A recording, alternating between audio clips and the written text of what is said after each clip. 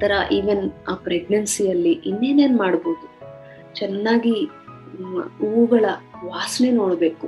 ಆ pregnant women ಒಳ್ಳೊಳ್ಳೆ ಹೂವುಗಳ ವಾಸನೆ ನೋಡ್ಬೇಕು. ಪಾರ್ಕ್ಸ್ ಅಲ್ಲಿ ಸಿಗುತ್ತಲ್ವಾ, ಇಲ್ಲಾಂದ್ರೆ ನಮ್ಮ ಮನೆಯಲ್ಲಿ ಇದ್ರು ಕೂಡ ಆ ಹೂವುಗಳ ವಾಸನೆಯನ್ನ ಎಂಜಾಯ್ ಮಾಡ್ಬೇಕು.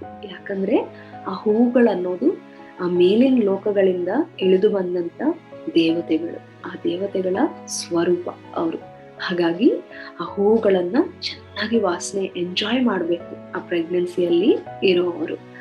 ನಂತರ ಪ್ರತಿಯೊಂದು ಹಕ್ಕಿಗಳ ಶಬ್ದ ಚೆನ್ನಾಗಿ ಕೇಳಿಸ್ಕೊಂಡು ಎಂಜಾಯ್ ಮಾಡ್ಬೇಕು. ಒಂದು ನೇಚರಲ್ಲಿ, ಪ್ರಕೃತಿಯಲ್ಲಿ ಚಪ್ಪಲಿ ಇಲ್ದೇನೆ ಚೆನ್ನಾಗಿ ವಾಕ್ ಮಾಡ್ಬೋದು. ಆ ಮಣ್ಣು ಮೇಲೆ, ಆ ಗ್ರಾಸ್ ಮೇಲೆ ಪ್ರತಿಯೊಂದು ನಾವು ಫೀಲ್ ಆಗ್ಬೋದು. ಹಾಗೆಯೇ ನೀರಲ್ಲಿ ಎಷ್ಟೋ ಶಕ್ತಿ ಇರುತ್ತೆ ಸ್ನೇಹಿತರೆ. ಸೊ ಆ ನೀರಿನಲ್ಲಿ ನಾವು ಸ್ಪೆಂಡ್ ಮಾಡ್ಬೋದು. ನೆಗಡಿ ಆಗ್ಬಿಡತ್ತೆ, ಇಂಥದ್ದು ಯಾವುದು ಭಯಗಳು ಬೇಡ. ಎಷ್ಟೋ ನಂಬಿಕೆಗಳು ನಮ್ಮ ಚಿಕ್ಕ ವಯಸ್ಸಿಂದ ಹಂಗೆ ಇದ್ದಿರತ್ತೆ.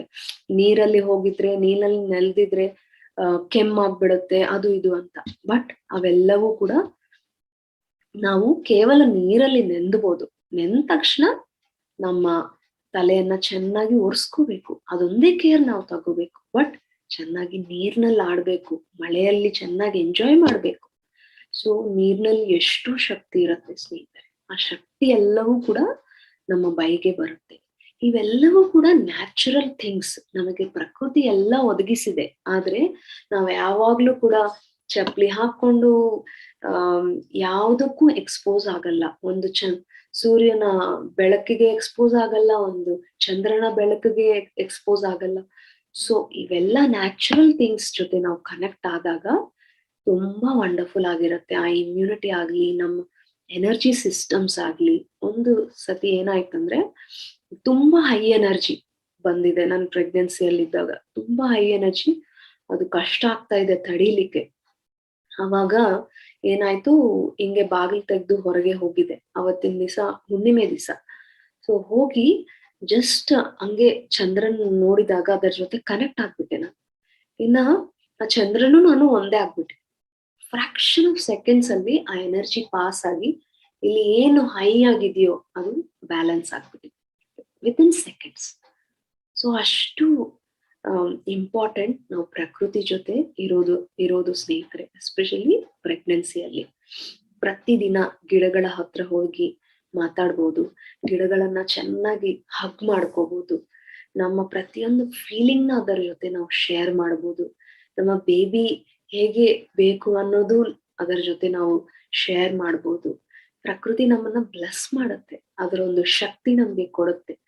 ನಾವು ನೆಕ್ಸ್ಟ್ ಆ ಪ್ರೆಗ್ನೆನ್ಸಿ ಅನ್ನೋದು, ಡೆಲಿವರಿ ಅನ್ನೋದು ತುಂಬಾ ಈಸಿಯಾಗಿ ಆಗುತ್ತೆ ಯಾವಾಗ ನಾವು ಪ್ರಕೃತಿ ಜೊತೆ ಈ ತರ ಬ್ಯೂಟಿಫುಲ್ ಆಗಿ ಕನೆಕ್ಟ್ ಆಗಿರ್ತೀವೋ. ಆ ಡೆಲಿವರಿ ಪ್ರಾಸೆಸ್ ತುಂಬಾ ಈಸಿ ಆಗಿರುತ್ತೆ, ನೀವು ಎಂಜಾಯ್ ಮಾಡ್ತೀರಿ ಆ ಡೆಲಿವರಿ ಪ್ರಾಸೆಸ್ ಅನ್ನೋದು. ಅಷ್ಟು ಅದ್ಭುತವಾಗಿರುತ್ತೆ ಸ್ನೇಹಿತರೆ. ಹಾಗೆಯೇ ಇನ್ನ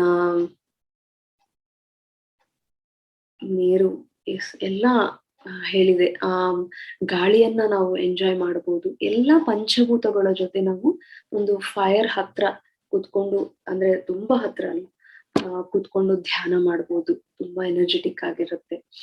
ಸೊ ಹಾಗೆಯೇ ಮಕ್ಕಳನ್ನು ಸಹ ನಾವು ಹಾಗೆಯೇ ಚಿಕ್ಕ ವಯಸ್ಸಿಂದ ನಾವು ಪ್ರಕೃತಿಗೆ ಹೆಚ್ಚಾಗಿ ಪ್ರಕೃತಿಯಲ್ಲಿ ಬೆಳೆಸೋದು, ಮತ್ತೆ ಪ್ರಕೃತಿ ಜೊತೆ ಸ್ಪೆಂಡ್ ಮಾಡಿಸೋದಾಗ್ಲಿ, ಇಂಥ ಡಿಫ್ರೆಂಟ್ ಆಟಗಳನ್ನ ಕ್ರಿಯೇಟ್ ಮಾಡಿ ಆ ತರ ಮಾಡೋದಾಗ್ಲಿ, ಇದ್ರಿಂದ ಅವರ ಕನೆಕ್ಟಿವಿಟಿ, ಅವರ ಆ ಗಾಡ್ಲಿನೆಸ್ ಏನಿದೆಯೋ ಅದು ಹಂಗೆ ಉಳಿಯುತ್ತೆ. ಇನ್ನ ಈ ಧ್ಯಾನದಿಂದ, ಜ್ಞಾನದಿಂದ ಇನ್ನೂ ವಂಡರ್ಫುಲ್ ಆಗಿ ಬೆಳೀತಾರೆ ಅವರು. ಸೊ ಯಾವಾಗ ನೇಚರ್ ಜೊತೆ ಕನೆಕ್ಟ್ ಆಗಿರ್ತಾರೋ ಮಕ್ಕಳು, ಆ ಡಿವಿನಿಟಿ, ಆ ಗಾಡ್ಲಿನೆಸ್ ಅನ್ನೋದು ಲೂಸ್ ಆಗಲ್ಲ ಎಂದಿಗೂ. ಆದ್ರೆ ನಾವು ಈ ಗ್ಯಾಡ್ಜೆಟ್ಸ್, ಆ ಗ್ಯಾಡ್ಜೆಟ್ಸ್ ಅಲ್ಲಿ ಎಷ್ಟೆಷ್ಟೆಲ್ಲಾ ಸ್ಪೀಡ್ ಆಗಿರುತ್ತೆ, ಎಷ್ಟೆಷ್ಟೆಲ್ಲ ಎಲ್ಲ ಅನ್ಯಾಚುರಲ್ ಥಿಂಗ್ಸ್. ಇಲ್ಲಿ ಈ ಪ್ರಾಕ್ಟಿಕಲ್ ಲೈಫ್ ಅಲ್ಲಿ ಏನೋ ಅದು ಯೂಸ್ ಆಗಲ್ಲ, ಅಂಥದ್ದು ಇರುತ್ತೆ ಇವಾಗಿನ ಕಾರ್ಟೂನ್ಸ್ ಆಗ್ಲಿ, ಇದೆಲ್ಲವೂ.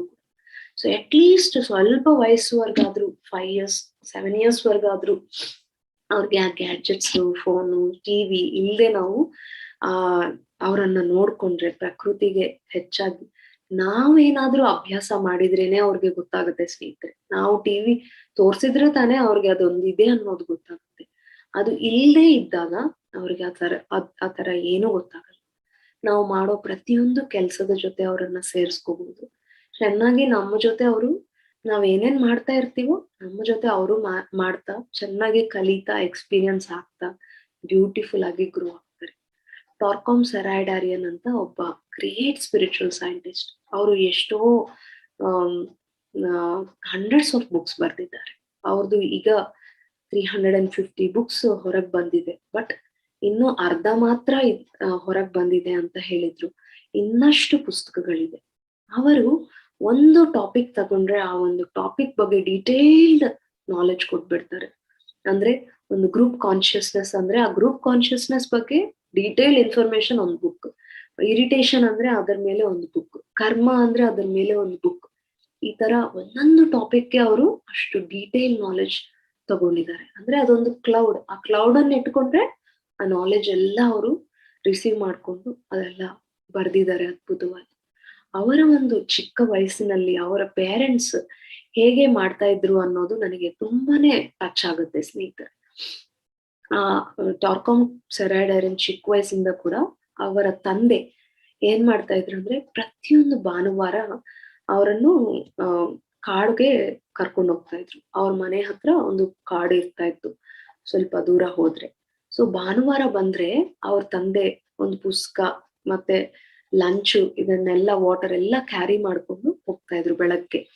ಬೆಳಗ್ಗೆ ಹೋದ್ರೆ ಮತ್ತೆ ರಾತ್ರಿನೇ ಬರೋದು, ಸಾಯಂಕಾಲನೇ ರಿಟರ್ನ್ ಆಗೋದು. ಬೆಳಗ್ಗೆಯಿಂದ ಸಾಯಂಕಾಲವರೆಗೂ ಏನ್ ಮಾಡ್ತಾರಂದ್ರೆ ಅವ್ರ ತಂದೆ ಒಂದು ಮರದ ಕೆಳಗಡೆ ಕೂತ್ಕೊಂಡು ಪುಸ್ತಕವನ್ನು ಓದ್ತಾರೆ. ಆದ್ರೆ ಟಾರ್ಕಾಮ್ ಸೆರಾಯ್ಡಾರಿಯನ್ ಚೆನ್ನಾಗಿ ಆ ಪ್ರಕೃತಿಯ ಫಾರೆಸ್ಟ್ ಎಲ್ಲ ಎಂಜಾಯ್ ಮಾಡ್ತಾ ಇರ್ತಾನೆ. ಆ ಪಕ್ಷಿಗಳ ಕಲರವ, ಆ ಚಿಲಿಬಿಲಿ ಶಬ್ದಗಳು, ಮತ್ತೆ ಒಂದು ಜಲಪಾತದ ಆ ರಿಥಮ್, ಇದ್ರಿಂದ ಸಂಗೀತ ಕಲ್ತಿದ್ದಾನೆ ಅವನು. ಆ ಪ್ರಕೃತಿಯಿಂದ ಎಲ್ಲ ಕಲ್ತಿದ್ದಾನೆ ಟಾರ್ಕಾಮ್ ಸೆರಾಯ್ಡಾರಿಯನ್. ಅಂದ್ರೆ ಪ್ರಕೃತಿ ಜೊತೆ ಇರ್ಬೇಕು ನಾವು. ಪ್ರಕೃತಿಯಿಂದ ನಾವು ಕಲಿಯದೇ ಇರೋದು ಯಾವುದು ಇಲ್ಲ ಸ್ನೇಹಿತರೆ. ಪ್ರಕೃತಿಯಿಂದ ಎಲ್ಲಾ ವಿಷಯಗಳನ್ನು ನಾವು, ಒಂದು ಸೈನ್ಸ್ ಆಗ್ಲಿ, ಒಂದು ಬಾಟ್ನಿ ಆಗ್ಲಿ, ಒಂದು ಫಿಸಿಕ್ಸ್ ಆಗ್ಲಿ, ಎಲ್ಲವನ್ನು ನಾವು ಪ್ರಕೃತಿಯಿಂದ ಕಲಿಬಹುದು. ಸೊ ಒಂದು ವಾರಕ್ಕೆ ಒಂದು ಇಡೀ ದಿವಸ ಆ ಟಾರ್ಕಾಮ್ ಸೆರಾಯ್ಡಾರಿಯನ್ ಪ್ರಕೃತಿಯಲ್ಲಿ ಇರ್ತಾ ಇದ್ದ. ಸೊ ಪ್ರಕೃತಿಯಲ್ಲಿದ್ದು ಎಲ್ಲಾ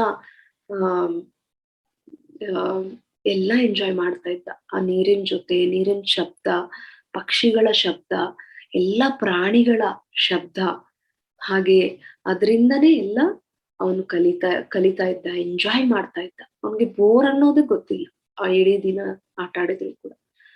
ಸೊ ನಾವು ಹೆಂಗ್ ಕಲಿಸ್ತೀವೋ, ಏನ್ ಕಲಿಸ್ಕೊಡ್ತೀವೋ ಮಕ್ಕಳಿಗೆ ಅದೇ ಅವ್ರಿಗೆ ಬರುತ್ತೆ ಸ್ನೇಹಿತರೆ.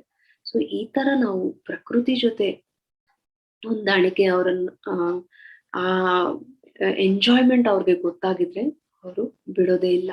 ಚೆನ್ನಾಗಿ ಮನೆಯಲ್ಲಿ ಚಿಕ್ಕ ನಮ್ಗೆ ಪ್ಲೇಸ್ ಇದ್ರೆ ಚೆನ್ನಾಗಿ ಎಲ್ಲಾ ಮಾಡ್ಬೋದು. ಇಲ್ದೇ ಇದ್ರು ಚಿಕ್ಕ ಪಾಟ್ಸ್ ಅಲ್ಲಿ ನಾವು ಎಲ್ಲಾ ಬೀಜಗಳನ್ನ ಹಾಕಿ ಅದು ಮೊಳಕೆ ಬರೋದನ್ನು ಇದೆಲ್ಲವನ್ನ ಅವ್ರಿಗೆ ತೋರಿಸ್ಬೋದು.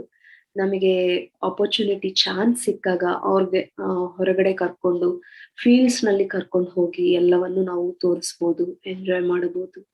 ಹಾಗೆಯೇ ಪ್ರಾಣಿ ಪಕ್ಷಿಗಳ ಜೊತೆ ಅವರು ಸ್ಪೆಂಡ್ ಮಾಡೋ ತರ ನಾವು ಮಾಡ್ಬೋದು. ಈ ತರ ನಾವು ಎಷ್ಟಾದ್ರೂ ಮಾಡ್ಕೋಬಹುದು ಸ್ನೇಹಿತರೆ. ಆ ಮಕ್ಕಳಿಗಾಗ್ಲಿ, ಒಂದು ಪ್ರೆಗ್ನೆನ್ಸಿಯಲ್ಲಿ ಇರೋರಾಗ್ಲಿ, ಆ ಪ್ರಕೃತಿ ಜೊತೆ ನಾವು ಆ ಕನೆಕ್ಟಿವಿಟಿ ಅನ್ನೋದು ಎಷ್ಟಾದ್ರೂ ಬೆಳೆಸ್ಬೋದು. ಪ್ರಕೃತಿಯಲ್ಲಿ ನಾವು ಯಾವಾಗ ಇರ್ತೀವೋ ಅವಾಗ ನಮಗೆ ಇನ್ನೊಂದು ಯೋಚನೆ ಇರಲ್ಲ, ಯಾವ ಯೋಚನೆ ಇರಲ್ಲ. ಸೊ ಆ ಡೀಪ್ ಸ್ಟೇಟ್ಗೆ, ಆ ಡೀಪ್ ಸೈಲೆಂಟ್ ಸ್ಟೇಟ್ಗೆ ನಾವು ಕೂಡ ತಲುಪ್ತೀವಿ.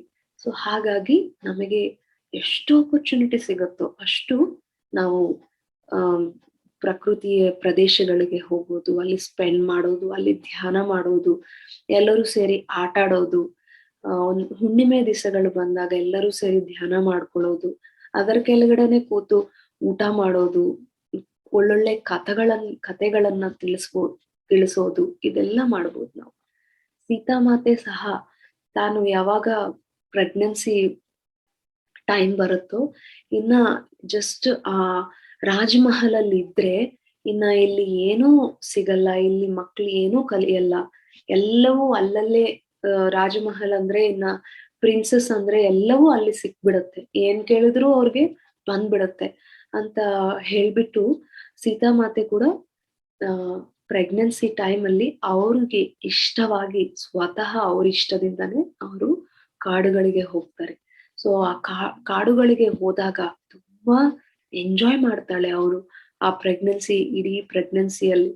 ಸೊ ಪ್ರತಿಯೊಂದು ಪ್ರಾಣಿ, ಈವನ್ ಟೈಗರ್ ಸಹ ಸೀತಾಮಾತೆ ಕಡೆ ಬಂದು ಎಲ್ಲ ಸ್ಪೆಂಡ್ ಮಾಡ್ತಾ ಇತ್ತು, ಮಾತಾಡ್ತಾ ಇತ್ತು. ಅದೇ ತರ ಎಲ್ಲ ಪಕ್ಷಿ ಪ್ರಾಣಿಗಳು ಅದನ್ನೆಲ್ಲ ಕೂಡ ಬಂದು ಸೀತಾಮಾತಾ ಜೊತೆ ಸ್ಪೆಂಡ್ ಮಾಡ್ತಾ ಇತ್ತು. ಸೊ ಆ ಸೀತಾಮಾತೆಗೆ ಪ್ರತಿಯೊಂದು ಗಿಡ ಆ ದ ಪ್ರಾಮುಖ್ಯತೆ ಏನು, ಅದು ಯಾವ್ದ್ಯಾವ್ದಕ್ಕೆ ಯೂಸ್ ಮಾಡ್ಬೋದು, ಇದೆಲ್ಲವನ್ನು ಕೂಡ ತಿಳಿಸ್ಕೊಡ್ತಾ ಇದ್ರು ಅವಾಗ. ಹಾಗೆಯೇ ಲವಕುಶ ಹುಟ್ಟಿದ್ಮೇಲೆ ಅವ್ರಿಗೆ ಆ ಪ್ರಕೃತಿಯ ಪ್ರಾಮುಖ್ಯತೆ ಏನು, ಒಂದು ಪ್ರಾಣಿಯ ಪ್ರಾಮುಖ್ಯತೆ ಏನು, ಇವೆಲ್ಲವನ್ನು ಕೂಡ ತಿಳಿಸ್ಕೊಟ್ಟಿದ್ದಾರೆ. ನಾವು ತಿಳಿಸಿದ್ರೇನೆ ಚಿಕ್ಕ ವಯಸ್ಸಲ್ಲಿ ಅವ್ರಿಗೆ ಅರ್ಥ ಆಗುತ್ತೆ ಸ್ನೇಹಿತರೆ. ಚಿಕ್ಕ ವಯಸ್ಸಲ್ಲಿ ನಾವು ಎಷ್ಟು ಏನೇನು ಅವ್ರಿಗೆ ಹೇಳಿರ್ತೀವೋ ಅವು ಅವ್ರಿಗೆ ಬೀಜಗಳು. ಸೊ ಆ ಬೀಜಗಳು ಇವಾಗ ಬಿತ್ತದೇ ಇದ್ರು ಚೆನ್ನಾಗಿ ಸ್ವಲ್ಪ ದಿವಸ ಆದ್ಮೇಲೆ, ಸ್ವಲ್ಪ ದೊಡ್ಡವರಾದ್ಮೇಲೆ ಕೂಡ ಆ ಬೀಜಗಳನ್ನೋದು ತುಂಬಾ ಇಂಪಾರ್ಟೆಂಟ್. ಯಾವ ಬೀಜಗಳು ಬಿತ್ತಾ ಇದೀವಿ ಅನ್ನೋದು. ಒಮ್ಮೆ ಸೀತಾಮಾತೆ ಇಬ್ರು ಮಕ್ಕಳನ್ನ ಕರ್ಕೊಂಡು ಕಾಡಿಗೆ ಹೋಗಿದ್ರು. ಅವಾಗ ಅವರು ಅಡಿಗೆ ಮಾಡ್ಕೋಬೇಕು ಅಂದ್ರೆ ಒಲೆ ಮೇಲೆನೆ ಮಾಡ್ಕೋಬೇಕು. ಸೊ ಆ ಕಾಡಿಗೆ ಹೋಗಿ ಏನೇನು ಸ್ಟಿಕ್ಸ್ ಇರುತ್ತೋ, ಡ್ರೈ ಸ್ಟಿಕ್ಸ್ ಕೆಳಗೆ ಬಿದ್ದಿರುತ್ತಲ್ವಾ, ಅಂತದನ್ನು ತಗೊಂಡ್ ಬಂದು ಅವ್ರು ಅಡಿಗೆ ಮಾಡ್ಕೊಂತ ಇದ್ರು. ಸೊ ಆ ದಿನಕ್ಕೆ ಬೇಕಾಗಿರೋದು ಪ್ರತಿದಿನ ಹೋಗಿ ಕಲೆಕ್ಟ್ ಮಾಡ್ಕೊಂಡು ಬರ್ಬೇಕು. ಸೊ ಒಮ್ಮೆ ಹಂಗೆ ಹೋದಾಗ ಏನಾಗುತ್ತಂದ್ರೆ ಕುಶ ಏನ್ ಮಾಡ್ತಾನಂದ್ರೆ ಚೆನ್ನಾಗಿ, ಅಂದ್ರೆ ಸೀತಾಮಾತೆ ಹೇಳ್ತಾರೆ ನೀನು ಎಲ್ಲ ಸ್ಟಿಕ್ಸ್ ಕಲೆಕ್ಟ್ ಮಾಡು ಅಂತ. ಸೊ ಎಲ್ಲ ಕಲೆಕ್ಟ್ ಮಾಡ್ತಾ ಇದ್ರು. ಕುಶ ಒಂದು ಇನ್ನು ಹಸಿ ಆಗಿರೋ ಟ್ರೀಯಿಂದ ಸ್ಟೆಮ್ಸ್ ಕೀಳ್ತಾ ಇದ್ದ, ಕಟ್ ಮಾಡ್ತಾ ಇದ್ದ. ಸೊ ಅವಾಗ ತಕ್ಷಣ ಸೀತಾಮಾತೆ ಬಂದು ತೋರಿಸ್ತಾರೆ, ನೋಡು ಎಷ್ಟು ಹೇಗೆ ನಮಗೆ ಈ ದೇಹದಲ್ಲಿ ರಕ್ತ ಬರುತ್ತೋ, ಯಾರಾದ್ರೂ ಹೊಡೆದಿದ್ರು, ಏನಾದ್ರೂ ಗಾಯ ಆದ್ರೂ ರಕ್ತ ಹೇಗ್ ಬರುತ್ತೋ ಹಾಗೆಯೇ ಇಲ್ಲಿ ನೋಡು, ನೀನು ಹಿಂಗ್ ಬೆಂಡ್ ಮಾಡಿದಾಗ, ಆ ಟ್ರೀನ ಕಟ್ ಮಾಡಿದಾಗ ಒಂದು ರಸ ತರ, ಜ್ಯೂಸ್ ತರ ಬರ್ತಾ ಇದೆಯಲ್ವಾ, ಇದು ಅದಕ್ಕೆ ಬ್ಲಡ್ ತರ, ಅದಕ್ಕೂ ನೋವಾಗತ್ತೆ. ಸೊ ಡ್ರೈ ಆಗಿರೋದನ್ನ ಮಾತ್ರ ನಾವು ಕಟ್ ಮಾಡ್ಬೇಕೆ ಬಿಟ್ಟು ಪ್ರಾಣ ಇರೋದಕ್ಕೆ ನಾವು ಇರುವ ಆ ಟ್ರೀನಾಗ್ಲಿ ಆ ಸ್ಟೆಮ್ನಾಗ್ಲಿ ನಾವು ಕಟ್ ಮಾಡಬಾರ್ದು ಅಂತ ಹೇಳ್ಕೊಡ್ತಾರೆ. ಸೊ ಅವಾಗಿಂದ ಅಂದ್ರೆ ಚಿಕ್ಕ ವಯಸ್ಸಿಂದಾನೇ ಅವ್ರಿಗೆ ಎಲ್ಲಾ ಪಾಠಗಳು ಹೇಳ್ತಾ ಇದ್ರು. ಈ ತರ ಎಷ್ಟೋ ಕಥೆಗಳು ಆ ಸೀತಾಮಾತೆ ಇದ್ರಲ್ಲಿ. ಸೊ ಆ ಪ್ರಕೃತಿ ಅನ್ನೋದು ಎಷ್ಟೋ ಕೊಡ್ತಾ ಇದೆ ಸ್ನೇಹಿತರೆ ನಮಗೆ. ಅಂದ್ರೆ ಒಂದು ಗಿಡದಿಂದ ಒಂದು ಹೂವಾಗ್ಲಿ, ಒಂದು ಹಣ್ಣಾಗ್ಲಿ, ಒಂದು ಹಣ್ಣು ಬರ್ಬೇಕಂದ್ರೆ ಅದು ಇಡೀ ಸೃಷ್ಟಿಯಿಂದ ಶಕ್ತಿಯನ್ನ ಕಲೆಕ್ಟ್ ಮಾಡ್ಕೊಳ್ಳುತ್ತೆ. ಅಂದ್ರೆ ಒಂದು ನಕ್ಷತ್ರದಿಂದ, ಒಂದು ಮೂನ್ನಿಂದ, ಒಂದು ಸನ್ನಿಂದ, ಒಂದು ಸ್ಟಾರ್ಸ್ ನಿಂದ, ಗಾಳಿಯಿಂದ ಎಲ್ಲಾ ಶಕ್ತಿ, ಎಲ್ಲಾ ಕಡೆ ಯೂನಿವರ್ಸ್ ಇಂದ ಶಕ್ತಿ ಕಲೆಕ್ಟ್ ಮಾಡ್ಕೊಂಡು ಒಂದು ಹಣ್ಣು ತಯಾರಾಗ್ತಾ ಇದೆ. ಆ ಹಣ್ಣು ನಮಗೆ ಕೊಡ್ತಾ ಇದೆ. ಅಂತ ಶಕ್ತಿ ಇರುತ್ತೆ ಸ್ನೇಹಿತರೆ ಆ ಒಂದು ಫ್ರೂಟ್ ನಲ್ಲಿ, ಆ ಒಂದು ವೆಜಿಟೇಬಲ್ ನಲ್ಲಿ. ಸೊ ನಾವ್ ಅದನ್ನ ಚಿಕ್ಕ ವಯಸ್ಸಿಂದಾನೇ ಮಕ್ಕಳಿಗೆ ನಾವು ತಿಳಿಸಿದಾಗ ಅದ್ರ ಇಂಪಾರ್ಟೆನ್ಸ್, ಅದ್ರ ಪ್ರಾಮುಖ್ಯತೆ, ಒಂದು ಹಣ್ಣು ರೆಡಿ ಆಗ್ಬೇಕಂದ್ರೆ ಇಷ್ಟೆಲ್ಲ ನಡೆಯುತ್ತೆ ಸೃಷ್ಟಿಯಲ್ಲಿ. ಸೊ ನಾವ್ ಅದಕ್ಕೆ ಥ್ಯಾಂಕ್ಫುಲ್ ಆಗಿ, ಆ ಕೃತಜ್ಞತೆಯಿಂದ ನಾವು ಅದನ್ನ ತಿನ್ಬೇಕು. ಯಾರ್ಯಾರು ಅದನ್ನ ಕಷ್ಟಪಟ್ಟು ಅದನ್ನ ಬೆಳೆಸಿದ್ದಾರೋ ಅವ್ರಿಗೆಲ್ಲರಿಗೂ ಸಹ ನಾವು ಕೃತಜ್ಞತೆಯನ್ನ ತಿಳಿಸಿ ನಾವು ತಿನ್ಬೇಕು. ವೇಸ್ಟ್ ಮಾಡಬಾರ್ದು ಒಂದು ಹಣ್ಣನ್ನು ಸಹ ನಾವು ಅಂತ ಅವ್ರಿಗೆ ತಿಳಿಸಿದ್ರೆ ಅವರು ಚೆನ್ನಾಗಿ ರಿಸೀವ್ ಮಾಡ್ಕೊಂತಾರೆ. ಹಾಗೆಯೇ ಪ್ರೊಟೆಕ್ಟ್ ಮಾಡ್ತಾರೆ, ಆ ಪ್ರಕೃತಿಯನ್ನ ಚೆನ್ನಾಗಿ ಬೆಳೆಸ್ತಾರೆ, ಆ ಪ್ರಕೃತಿ ಜೊತೆ ಒಂದಾಗ್ತಾರೆ. ಅವ್ರಿಗೆ ಏನಾದ್ರೂ ಎಕ್ಸ್ಪ್ರೆಸ್ ಮಾಡ್ಕೊಳಿಕ್ ಆಗಲ್ಲ ಅಂದಾಗ ಟ್ರೀ ಜೊತೆ ನೀನ್ ಮಾತಾಡು ಅನ್ನೋದನ್ನು ಕೂಡ ನಾವು ಹೇಳ್ಕೊಡ್ಬೋದು. ಆ ಪ್ಲಾಂಟ್ಸ್ ಜೊತೆ ಆ ಕಮ್ಯುನಿಕೇಶನ್ ಅನ್ನೋದು ತುಂಬಾ ವಂಡರ್ಫುಲ್ ಆಗಿ ಅವ್ರು ಮಾಡ್ಲಿಕ್ಕೆ ಆಗುತ್ತೆ. ಯಾಕಂದ್ರೆ ಅವರಲ್ಲಿ ಅಷ್ಟು ಪ್ಯೂರಿಟಿ ಇದೆ. ನಾವ್ ನಮ್ಗೆ ಕೇಳ್ದೆ ಇದ್ರು ಅವ್ರು ಚೆನ್ನಾಗಿ ರಿಸೀವ್ ಮಾಡ್ಕೊಂತಾರೆ. ಆಮ್, ಅದೇನ್ ಹೇಳುತ್ತೆ ತಿರ್ಗಿ ಅನ್ನೋದನ್ನ ಕೂಡ ಮಕ್ಳು ಚೆನ್ನಾಗಿ ಹೇಳ್ತಾರೆ. ಸೊ ಈ ಎಕ್ಸ್ಪೆರಿಮೆಂಟ್ಸ್ ಎಲ್ಲ ನಾವು ಮಕ್ಕಳ ಜೊತೆ ಮಾಡ್ಬೋದು ಸ್ನೇಹಿತರೆ. ಈ ತರ ಹೇಳ್ತಾ ಹೋಗಿದ್ರೆ ಎಷ್ಟೋ ಇರುತ್ತೆ. ಅಂದ್ರೆ ಕೊನೆಯದಾಗಿ ಇನ್ನೊಂದು ಹೇಳ್ಬಿಟ್ಟು ನಾನು ಮುಗಿಸ್ತೀನಿ. ಒಮ್ಮೆ ಒಬ್ಬ ಒಬ್ಬ ಆ ಇಬ್ರು ತಂದೆ ತಾಯಿಯರಿಗೆ ಒಬ್ಬ ಮಗ ಇರ್ತಾನೆ. ಆ ಮಗನ್ಗೆ ಚಿಕ್ಕ ವಯಸ್ಸಿಂದಾನೇ ಏನೋ ಒಂದು ಪ್ರಾಬ್ಲಮ್ ಬರುತ್ತೆ. ಆ ಪ್ರಾಬ್ಲಮ್ಗೋಸ್ಕರ ಅವರು ಇಡೀ ವರ್ಲ್ಡ್ ತಿರುಗ್ತಾರೆ. ಎಲ್ಲಾದ್ರೂ ಆಮ್, ಈ ಒಂದು ಪ್ರಾಬ್ಲಮ್ಗೆ ಏನಾದ್ರೂ ಸೊಲ್ಯೂಷನ್ ಸಿಗುತ್ತಾ ಅಂತ. ಬಟ್ ಎಲ್ಲಿ ಹೋಗಿದ್ರು ಕೂಡ ಅವ್ರಿಗೆ ಏನ್ ಸೊಲ್ಯೂಷನ್ ಸಿಗಲ್ಲ. ಎಲ್ಲ ದೊಡ್ಡ ದೊಡ್ಡ ಡಾಕ್ಟರ್ಸ್ ಎಲ್ಲ ನೋಡಿ ಆಯ್ತು. ಇನ್ನ ಫೈನಲ್ ಆಗಿ ಒಂದು ಮೀಟಿಂಗ್ಗೆ ಕರೆದಿದ್ರು. ಏನು ಈ ಪ್ರಾಬ್ಲಮ್ಗೆ ನಾವೇನು ಸೊಲ್ಯೂಷನ್ ಮಾಡಕ್ ಆಗಲ್ವಾ ಅಂತ ಡಿಸ್ಕಸ್ ಮಾಡ್ಕೊಂತಾ ಇದ್ರೆ ಒಬ್ರು ಹೇಳಿದ್ರಂತೆ, ಅದ್ರಲ್ಲಿರೋ ಒಬ್ಬ ಡಾಕ್ಟರ್, ನನ್ನ ಹತ್ರ ಒಂದು ಸೊಲ್ಯೂಷನ್ ಇದೆ, ಇದು ಮಾಡಿದ್ರೆ ಖಂಡಿತ ಅದು ಸಾಲ್ವ್ ಆಗುತ್ತೆ ಅಂತ ಹೇಳಿದ್ರಂತೆ. ಸೊ ಅವಾಗ ಏನು ಹೇಳು ಅಂತ ಡಾಕ್ಟರ್ನ ಕೇಳಿದಾಗ ಹೇಳ್ತಾರೆ, ಏನಿಲ್ಲ, ಪ್ರತಿದಿನ ಒಂದು ಆಮ್, ಮುಕ್ಕಾಲ್ ಗಂಟೆಯಿಂದ 1 ಗಂಟೆ ಕಾಲ ನೀನು ಆ ಮಗ ಪಾಪು ಗಿಡವನ್ನ ಹಕ್ ಮಾಡ್ಕೊಂಡ್ರೆ ಸಾಕು, ಅವನ ಒಂದು ಪ್ರಾಬ್ಲಮ್ಗೆ ಸೊಲ್ಯೂಷನ್ ಸಿಗತ್ತೆ ಅಂತ ಹೇಳಿದ್ರು. ಆ ಡಾಕ್ಟರ್ ಎಲ್ಲರೂ ನಗ್ತಾರೆ. ಏನು, ಜಸ್ಟ್ ಮರವನ್ನ ಹಗ್ ಮಾಡ್ಕೊಂಡ್ರೆ ಎಲ್ಲ ಪ್ರಾಬ್ಲಮ್ ಸಾಲ್ವ್ ಆಗುತ್ತಾ ಅಂತ. ಇಷ್ಟೊಂದು ಗ್ರೇಟ್ ಡಾಕ್ಟರ್ಸ್ ಎಲ್ಲ ಎಷ್ಟೋ ಟ್ರೈ ಮಾಡಿದ್ದಾರೆ, ಅದೆಲ್ಲೂ ಸಾಲ್ವ್ ಆಗಲ್ಲ ಅದರಿಂದ. ಬಟ್ ಈ ಜಸ್ಟ್ ಮರವನ್ನ ಹಗ್ ಮಾಡ್ಕೊಂಡ್ರೆ ಆಗುತ್ತಾ ಅಂತ ಎಲ್ಲರೂ ನಕ್ಕೊಂಡ್ರು. ಇನ್ನ ಡಿಸ್ಪೋಸ್ ಆಗ್ಬಿಟ್ರು, ಅದೆಲ್ಲ ಏನಾಗಲ್ಲ, ಇದೆಲ್ಲ ಏನ್ ಮಾತಾಡ್ತಾ ಇದೀಯಾ ಅಂತ ಎಲ್ಲರೂ ನಕ್ಕೊಂಡು, ಇವನ್ ಆ ತಂದೆ ತಾಯಿ ಸಹ ನಕ್ಕೊಂಡು ಹೋಗ್ಬಿಟ್ರು. ಎಲ್ಲರೂ ಡಿಸ್ಪೋಸ್ ಆದ್ರು. ಆದ್ರೆ ಆ ಒಂದು ಡಾಕ್ಟರ್ ಹೇಳಿರೋ ಮಾತುಗಳನ್ನ ಈ ಚಿಕ್ಕ ಹುಡುಗ 10 to 14 ಇಯರ್ಸ್ ಇರುತ್ತೆ ಆ ಹುಡುಗನ್ಗೆ. ಆ ಹುಡುಗ ಮಾತ್ರ ಇದನ್ನ ಸ್ಟ್ರಾಂಗ್ ಆಗಿ ತಗೊಂಡಿದ್ದ. ಸೊ ಆ ತಂದೆ ತಾಯಿ ಅಷ್ಟು ಒಪ್ಲಿಲ್ಲಲ್ವಾ. ಸೊ ಅವನ್ ಏನ್ ಮಾಡ್ತಾ ಇದ್ದ, ಪ್ರತಿದಿನ ಹೋಗಿ ಬೆಳಗ್ಗೆ 4 ಗಂಟೆಗೆ ಎತ್ತಿ ಪ್ರತಿದಿನ ಹೋಗಿ ಆ ಒಂದು ಮರ ಇರುತ್ತೆ ಅವ್ರ ಬ್ಯಾಕ್ ಯಾರ್ಡ್ ಅಲ್ಲಿ, ಆ ಮರವನ್ನು ಹಗ್ ಮಾಡ್ಕೊಂತ ಇದ್ದ ಒಂದು 45 ಮಿನಿಟ್ಸ್ ಅಷ್ಟು. ಮತ್ತೆ ಅವ್ರ ತಂದೆ ತಾಯಿ ಎದ್ದೋಳಷ್ಟೊತ್ತಿಗೆ ಮತ್ತೆ ಅವನ್ ಬೆಡ್ ಮೇಲೆ ಬಂದು ಮಲ್ಗ್ತಾ ಇದ್ದ. ಈ ತರ ಮಾಡ್ತಾ ಮಾಡ್ತಾ 1 ತಿಂಗಳಾದ್ಮೇಲೆ ಅವನಲ್ಲಿ ತುಂಬಾ ಬದಲಾವಣೆ ಬರುತ್ತೆ. ಅವಾಗ ಆ ತಂದೆ ತಾಯಿರ್ಗೆ ಡೌಟ್ ಬರುತ್ತೆ, ಏನು ಮಾಡ್ತಾ ಇಲ್ಲ ನಾವು, ಇವನಲ್ಲಿ ಇಷ್ಟು ಚೇಂಜ್ ಬಂದಿದೆಯಲ್ವಾ, ಇವನ್ ಏನ್ ಮಾಡ್ತಾ ಇದ್ದಾನೆ, ಇವನ್ನ ಗಮನಿಸ್ಬೇಕು ನಾವು ಅಂತ ಬೆಳಗ್ಗೆಯಿಂದ ಅವನನ್ನ ಒಂದ್ ಕಡೆ ನೋಡ್ತಾನೆ ಇದ್ರು. ಸೊ ಅವಾಗ ನೋಡಿದ್ರೆ ಒಂದ್ ದಿವಸ ಅವನ್ ಹೋಗಿ ನೆಕ್ಸ್ಟ್ ಡೇ ನೋಡಿದ್ರೆ ಅವನ್ ಹೋಗಿ ಆ ಗಿಡವನ್ನು ಹಗ್ ಮಾಡ್ಕೊಂತ ಇದ್ದ. ಹೀಗೆ ಪ್ರತಿದಿನ ಮಾಡ್ತಾ ಇದ್ದ. ಅದನ್ನು ಗಮನಿಸಿ ಅವಾಗ ತಂದೆ ತಾಯಂದ್ರು ಸಪೋರ್ಟ್ ಮಾಡೋದು ಶುರು ಮಾಡ್ತಾರೆ. ಅಯ್ಯೋ ಮಗನೇ, ನಾವು ಯಾಕೋ ಆ ಬುದ್ಧಿ ಇಲ್ಲ ನಮ್ಗೆ ಅಷ್ಟು, ಅದಕ್ಕೆ ನಾವು ಸಪೋರ್ಟ್ ಮಾಡಿರ್ಲಿಲ್ಲ, ಬಟ್ ನಿನ್ನಲ್ಲಿ ಎಷ್ಟು ಬದಲಾವಣೆ ಬಂತು, ನಾವ್ ಇನ್ನ ಸಪೋರ್ಟ್ ಮಾಡ್ತೀವಿ ನಿನ್ಗೆ ಅಂತ ಅವಾಗಿಂದ ಅವ್ರು ಸಪೋರ್ಟ್ ಮಾಡ್ತಾರೆ. ಅಲ್ಲಿಂದ ಇನ್ನ 2 ತಿಂಗಳಿಗೆ ಅವನ್ಗೆ ಆ ವ್ಯಾಧಿ ಇದೆ ಅನ್ನೋದು ಕೂಡ ಅವನ್ಗೆ ಗೊತ್ತಿಲ್ಲ. ಆ ತರ ನಾರ್ಮಲ್ ಬಾಯ್ ಆಗ್ಬಿಟ್ಟಿದ್ದಾನೆ. ಮತ್ತೆ ಅವನ ಎಲ್ಲಾ ಚಟುವಟಿಕೆಗಳು ಕೂಡ ನಾರ್ಮಲ್ ಆಗ್ಬಿಟ್ಟಿದೆ. ಸೊ ಅಂತ ಭಯಂಕರ ವ್ಯಾಧಿಯಿಂದ ಕೂಡ ಆ ಪ್ರಕೃತಿ ಜೊತೆ ಒಂದಾಗಿ ಹೊರಗ್ ಬಂದಿದ್ದಾರೆ ಸ್ನೇಹಿತರೆ.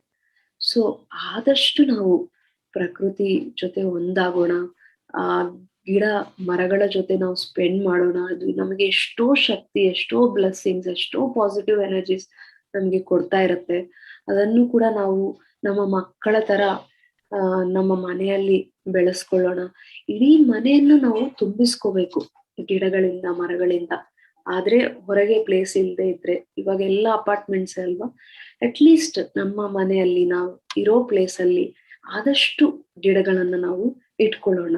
ಸೊ ಆ ಮನೆಯಲ್ಲಿ ಆ ಪಾಸಿಟಿವ್ ಎನರ್ಜೀಸ್ ಹೆಚ್ಚಾಗುತ್ತೆ ಅಂಡ್ ಆಕ್ಸಿಜನ್ ಹೆಚ್ಚಾಗುತ್ತೆ, ನಮ್ಮ ಇಮ್ಯುನಿಟಿ ಹೆಚ್ಚಾಗುತ್ತೆ. ಯಾವಾಗ್ಲೂ ಕೂಡ ಫ್ರೆಶ್ ಆಗಿರ್ತೀವಿ ನಾವು. ಒಂದ್ಸತಿ ಯಾವಾಗ್ಲೂ ನೀವೇ ಎಕ್ಸ್ಪೆರಿಮೆಂಟ್ ಮಾಡಿ ನೋಡಿ.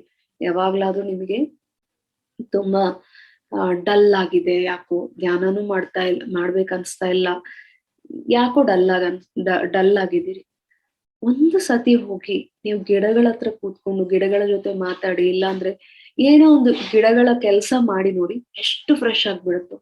ಅಷ್ಟು ಬ್ಯೂಟಿಫುಲ್ ಎನರ್ಜಿ ಶವರ್ ಮಾಡುತ್ತೆ ಈ ಪ್ರಕೃತಿ ಯಾವಾಗ್ಲೂ. ಮತ್ತೆ ಇದನ್ನೆಲ್ಲ ನಾವು ಯೂಸ್ ಮಾಡ್ಕೊಳ್ಳೋಕ್ ಬೇಡವಾ? ಇನ್ನ ಆ ಹುಡುಗನ್ಗೆ ಜಸ್ಟ್ ಪ್ರಕೃತಿಯಲ್ಲಿ ಇದ್ದದ್ದಕ್ಕೆ ವಾಸಿ ಆಗ್ಬಿಟ್ರೆ, ನಾವು ಇನ್ನ ಧ್ಯಾನಕ್ಕೆ ಈ ಪ್ರಕೃತಿಯನ್ನ ಸೇರ್ಸ್ಕೊಂಡು ಇನ್ನ ನಾವು ಮಾಡಿದ್ರೆ ಇನ್ನೆಷ್ಟು ವಂಡರ್ಫುಲ್ ಆಗಿರುತ್ತೆ ನಮ್ಮ ಜೀವನ, ಅಲ್ವಾ?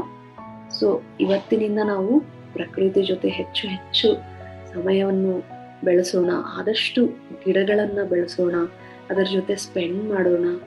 ಅಂಡ್ ಮಕ್ಕಳಿಂದ ಕೂಡ, ಮಕ್ಕಳಿಗೆ ಚಿಕ್ಕ ವಯಸ್ಸಿಂದಾನೇ ಈ ನಾಲೆಡ್ಜ್ ತಿಳಿಸೋಣ. ನಾವು ರೀಸೆಂಟ್ಲಿ ಅಂದ್ರೆ 1 year ಬ್ಯಾಕ್ ನಾವು ಅಪಾರ್ಟ್ಮೆಂಟ್ಗೆ ಶಿಫ್ಟ್ ಆಗಿದ್ದೀವಿ. ಸೊ ಇಲ್ಲಿ ಬಂದ್ಮೇಲೆ ಇಲ್ಲಿ ನೋಡಿದ್ರೆ ಎಲ್ಲಾ ಸಿಮೆಂಟ್, ಎಲ್ಲಾ ಕೆಳಗಡೆ ಕೂಡ ಎಲ್ಲಾ ಸಿಮೆಂಟೆ, ಜಸ್ಟ್ ಗಿಡಗಳಿರೋ ಹತ್ರ ಮಾತ್ರ ಮಣ್ಣಿರುತ್ತೆ. ಇಲ್ಲಿ ಮಕ್ಕಳನ್ನ ಕರ್ಕೊಂಡು ಹೋಗಿ ಆ ಮಣ್ಣಲ್ಲಿ ಆಟ ಆಡಿಸ್ಬೇಕು ಅಂದ್ರೆ ನಾನು ಆಟ ಆಡಿಸ್ತಾ ಇರ್ತೀನಿ. ಸೊ ಅವಾಗ ಫಸ್ಟ್ ಟೈಮ್ ಹೇಳಿದಾಗ ಏನಂತಾರಂತೆ, ಚೀ ಚೀ ಚೀ ಚೀ ಚಿ, ಅಂದ್ರೆ ಅಷ್ಟು ಡಿಸ್ಕನೆಕ್ಟ್ ಆಗಿದ್ದಾರೆ. ಅದರ ಒಂದು ಎಂಜಾಯ್ಮೆಂಟ್ ಗೊತ್ತಿಲ್ಲ ಅವ್ರಿಗೆ, ಅವ್ರದ್ದೇನು ತಪ್ಪಿಲ್ಲ. ಸೊ ನಾವು ಅವ್ರಿಗೆ ಹೇಳಿದ್ರೆ ಚೆನ್ನಾಗಿ ರಿಸೀವ್ ಮಾಡ್ಕೊಂತಾರೆ ಸ್ನೇಹಿತರೆ.